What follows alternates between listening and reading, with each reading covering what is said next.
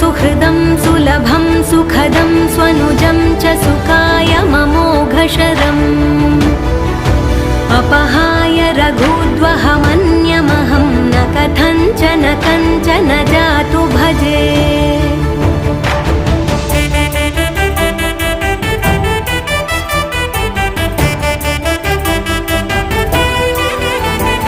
विना वेङ्कटेशं ननाथो ननाथः सदा वेङ्कटेशं स्मरामि स्मरामि